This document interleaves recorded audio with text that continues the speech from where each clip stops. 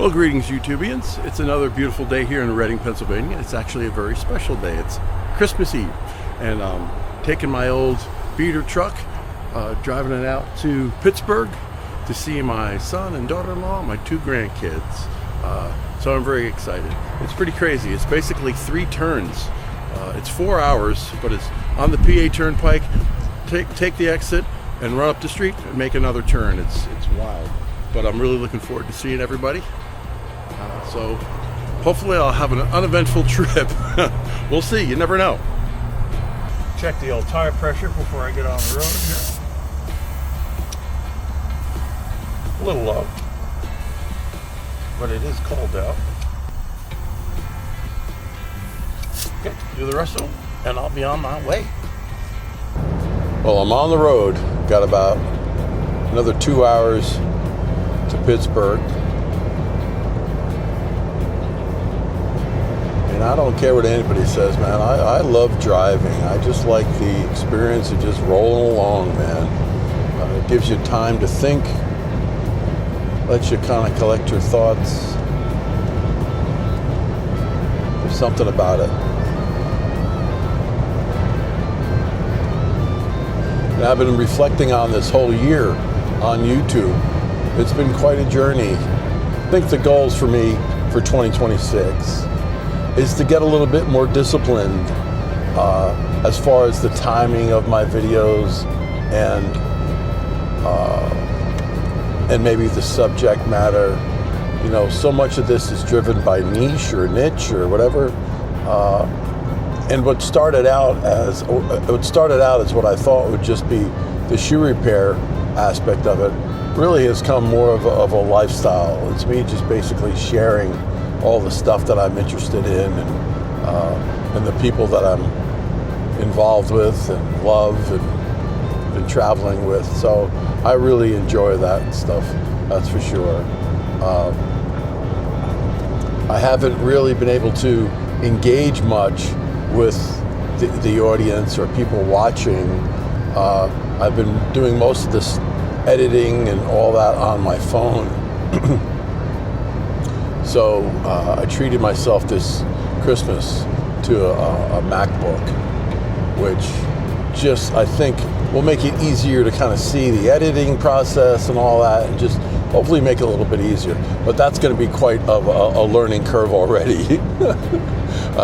Took me 5 minutes to figure out how to open the damn thing up, never mind use it. So I'm going to get some editing software.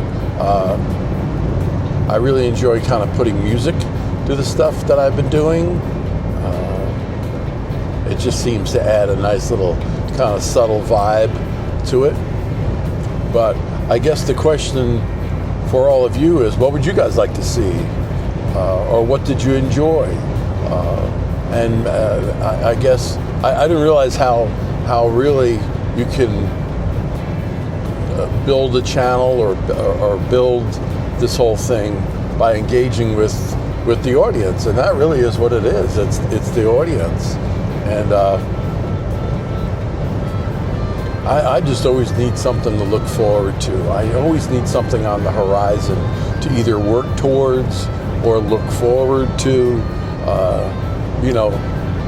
That's really such a big part of life for me, is the anticipation of what's next, what comes next.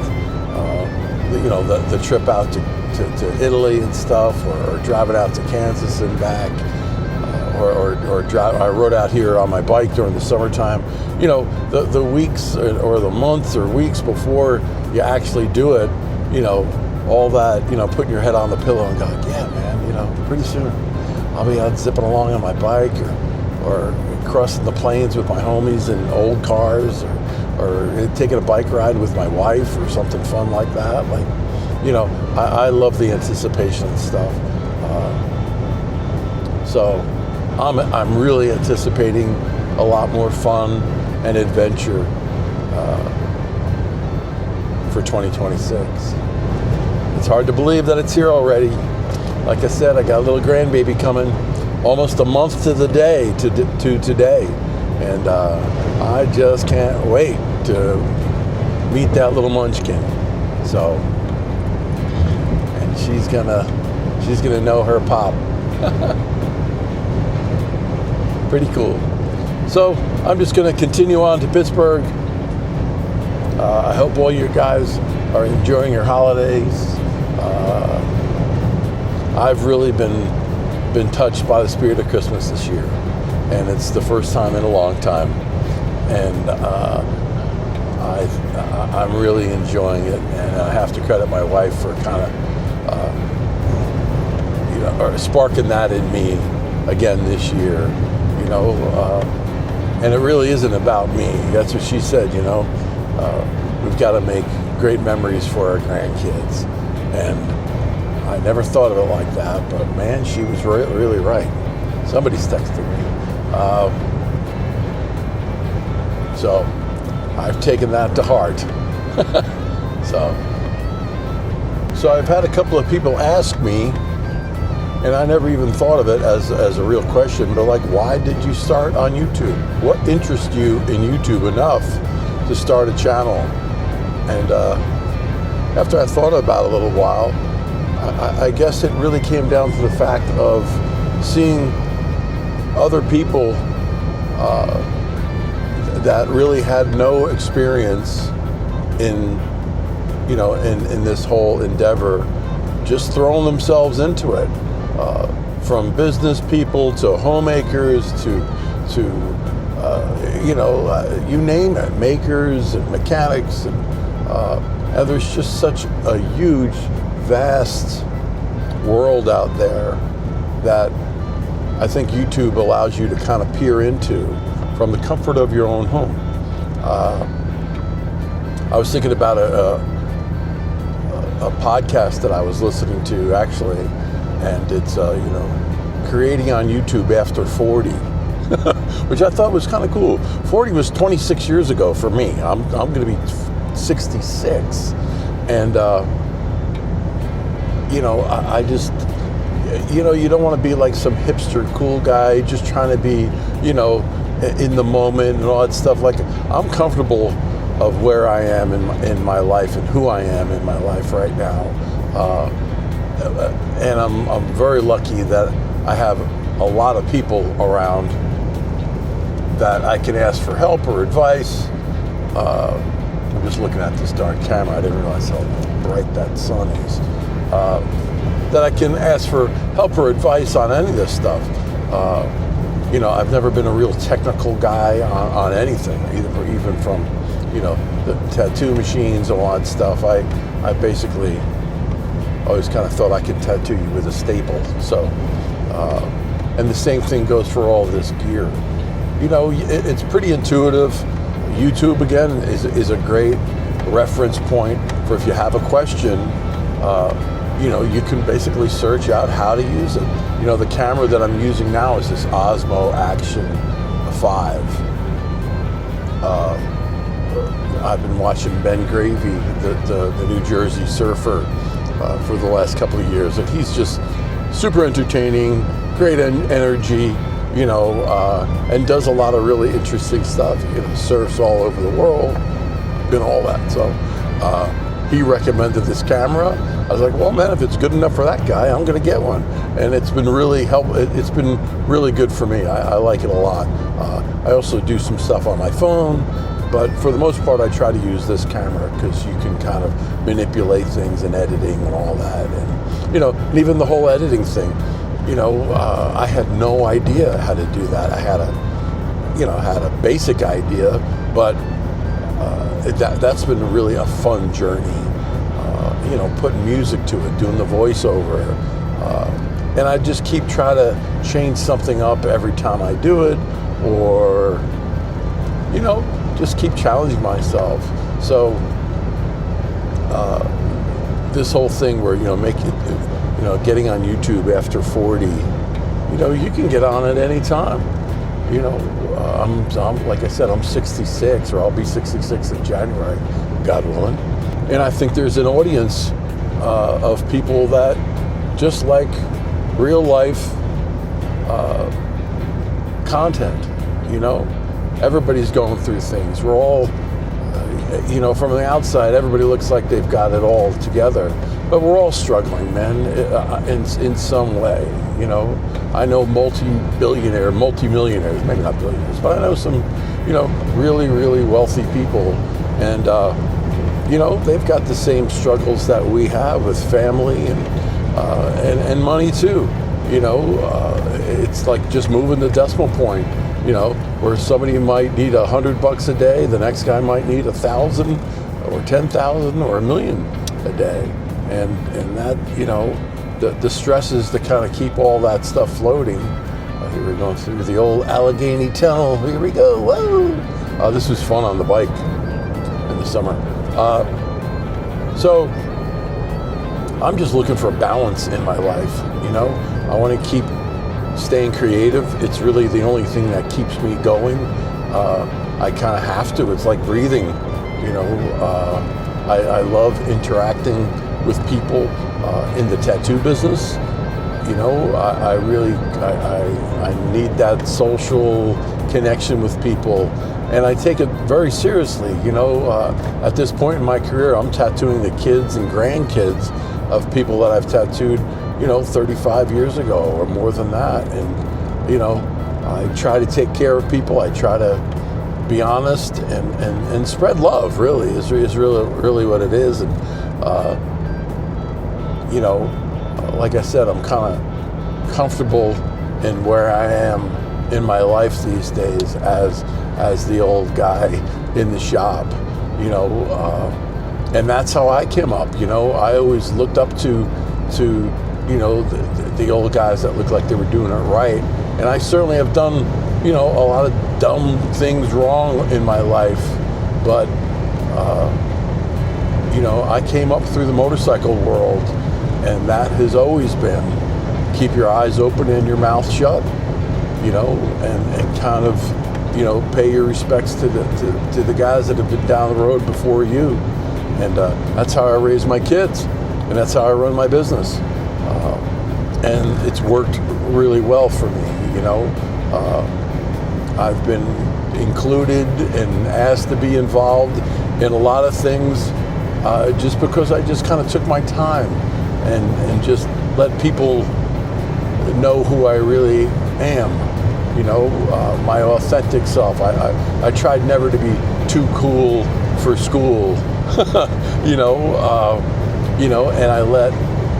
And I try to show my true enthusiasm for things. My love for the outdoors and motorcycles and all things mechanical and all that. And and I've been blessed by so many people in those worlds that are at the top of their game that have brought me along for the ride. And therefore I bring people that show the same kind of love and interest in what I'm involved in. I want to bring them along for the ride, and that's I think that's that is the essence, I think, of this channel ultimately, is that I want to show older people that you can get into this at any time. You can watch YouTube as a great library of knowledge, and I want to show young people that just because you're an old guy doesn't mean that you can't do these kind of things, and that there's really no time but right now to try to do the best you can, and that's really what I'm trying to do. Somebody also said the legacy aspect of it, as far as man, your grandkids can see this. And again, it's not something I even thought about, but damn it, that's true. I hope in 50 years, my grandkids or my grandkids can look back in these videos and go like, wow, man, okay, I see where I came from, and that old fart didn't have all the answers, but he kept asking questions, and that's, that's really the beauty of life, that if you just, I'm curious about everything, man. I'm a tourist in the world. I'm a tourist in life. I want to see every, giant ball of aluminum foil. I want to see the largest cheese curd in Wisconsin. The ugliest baby in New Jersey. All that cool. I want to see all that stuff, man. It's interesting. So I know I'm probably getting long-winded on all this, but I do that sometimes. But this countryside is gorgeous. Video doesn't even do it justice. And to think that we live in such a beautiful, beautiful country, with all its troubles and strife and disagreements, I think, man, when you get out in the world, you'll see that that's really not reality. The news is designed to kind of keep us all at each other's throats when we should be holding each other's hand, and we are. I've had some amazingly kind people that didn't know me from Adam, do some really nice things. I just went and put gas in my truck a couple of days ago, and I asked the young kid, it's freezing out. I was like, hey man, you got to prepay because a bunch of jerks are driving off. I was like, hey man, $40 worth of regular. And he took the dough and took 2 steps, turned around and said, hey man, you give me 140. This is 100, not a 20. I was like, whoa, and I was like, man, that shows great character. He's like, man, of course, like, I'm not going to rob you for $100. He had every opportunity to take $100 at Christmas time, pumping gas. He could have used it as much as anybody else, but he didn't. So I gave him my business card, my phone number. I said, man, let me tattoo you. If you want to get a cool tattoo, I'm the guy to do it. I want to reward kindness with kindness. I ran inside and got a cup of coffee and grabbed the manager. I was like, man, this guy Lucas outside, did the right thing. That's the kind of guys you want working here. Honest, straightforward, and I really believe that most people are inherently good. They are. Sometimes situations make you do bad things, or maybe stuff that you're not proud of or whatever, but a good portion of the human race is good. The devil exists, and I've seen him, and I've sat next to him, that's for sure. But I just hope that, lead with your heart, let your mind catch up, and don't be afraid to show your strengths and weaknesses.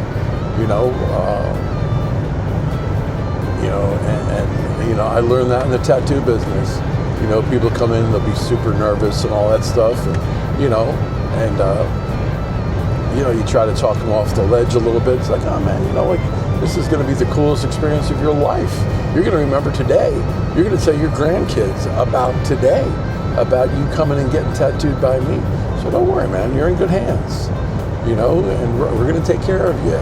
And you're going to be happier than you've ever been when you get up and look in the mirror and go, wow, man, I really did it. I was one that got a tattoo. Well, hell yes, man.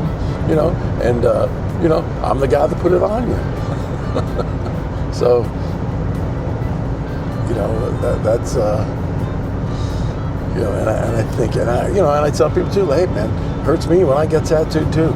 And I get butterflies in my stomach before I sit down. And, you're putting on a brave face. There's a room full of people looking at you and all that. And I was like, God darn, And, once you start to get really heavily tattooed, all the good, easy spots are taken. Now you're getting stuff on the top of your thigh or, on your rib cage or belly button, all that stuff. That stuff hurts. I just got my feet tattooed, man. And I'll tell you what, I never thought I would do it because I've done so many feet, and people just never seem to have a really good time. And the girl Gianna, who works with us in Red Bank, she does this really cool, beautiful, tribal-y kind of style. Hard to describe, that's why I like it, because it's so unique, and she's such a cool little soul of artistic power, and she tattooed a client of mine. I was like, well, I got to do it. So she did one. I was like, oh, let's wait a couple of weeks. We'll do it. We'll finish the other side. She was like, nope, we're finishing. And I'm glad I did. And now I want to get more.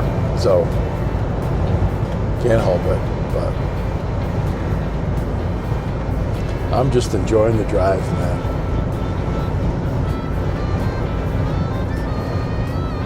And I can't wait to see them kids.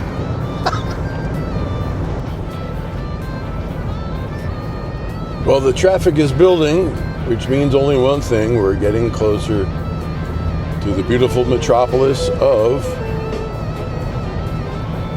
Pittsburgh. Pittsburgh is a really cool city, man. My son's been out here for 10 or 12 years. He's been working for the railroad most of that time. He just loves it. It's a real working class, blue collar town. That's how it started. It seems to be still staying that way. Pittsburgh Steelers fans, by and large, are rabid. They love their football. They love their sports out here. It's crazy. He and I have walked downtown, and it really felt like a ghost town. And just everybody is out at the games. So it's old school Americana, man, and that's how it should be. So he just called and said that the natives are getting restless. The kids are waiting to see me, so I can't wait. What a beautiful day.